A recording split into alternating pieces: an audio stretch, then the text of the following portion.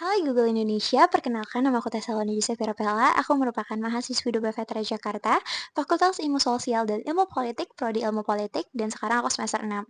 Aku sebagai kandidat Google Student Ambassador bakal jawab 4 pertanyaan yang sudah dikasih sama Google Indonesia, dan aku bakal mulai jawab dari pertanyaan yang pertama. Jawaban yang pertama, sebenarnya ada salah satu fitur Google yang udah lama banget aku pakai, bahkan dari semester 2. Aku tuh dapat ini rekomendasinya tuh dari kakak aku yang selaku dosen juga, dia sering banget rekomendasiin ini dan dia sering pakai banget as a dosen. Dan sampai akhirnya aku sering spill ini ke teman-teman kampus aku, namanya Notebook LM. Sebagai mahasiswa ilmu politik, hampir di setiap mata kuliah itu aku dapat tugas critical review dan riset. Jadi, aku tuh sering banget ya punya bahan bacaan yang memang tebel banget, kompleks, dan butuh dipahami secara mendalam. Nah, Notebook LM ini aku pakai buat masukin bahan bacaan itu lalu minta dijelasin ulang dengan bahasa yang lebih sederhana, aka bahasa bayi. Terdengar mungkin klasik ya untuk AI gitu, tapi yang bikin aku genuinely bersyukur adalah fiturnya tuh nggak berhenti di situ aja. Dia bisa langsung bikinin aku diagram, flowchart, bahkan drive desain PPT, flashcard, sampai study guide.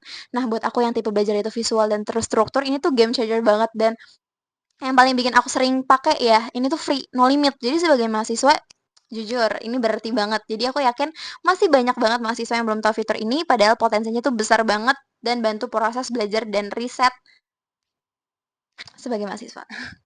Oke lanjut pertanyaan nomor 2. Kalau ngomongin Google di kalangan mahasiswa tuh biasanya yang langsung kepikiran itu adalah Gemini, Google Docs, atau Google Sheet. Jarang banget yang tahu soal Notebook LM. Kalau aku punya kesempatan bikin acara as a GSA, Google Student Ambassador, aku pengen banget nge-highlight fitur ini dengan pendekatan yang memang relate sama Gen Z.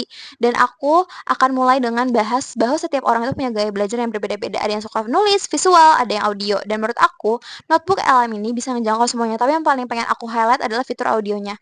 Notebook LM bisa ngubah textbook jadi format audio seperti podcast dan menurut aku ini relevan banget karena siapa sih sekarang yang nggak dengerin podcast gitu kan. Nah, ini tuh bisa jadi solusi belajar yang memang lebih fleksibel dan juga fun. Bahkan dari pengalaman aku ya, biasanya tuh aku ada 2 host yang bakal bahas materi dari teks yang memang nanti kita upload dan kita bisa ikut nimbrung dalam diskusinya. Nah, di event ini, di talk show ini yang pengen aku buat, aku pengen peserta tuh langsung nyobain juga. Jadi bukan cuma nonton kayak pemaparan biasa, tapi mereka juga upload materi mereka sendiri dan rasain sendiri gimana sih belajar lewat format podcast yang memang interaktif gitu. Dan di situ menurut aku interaksinya tuh bakal hidup dan mereka akan sadar kalau misalkan belajar tuh nggak harus selalu duduk dan baca. Lanjut ke pertanyaan nomor 3.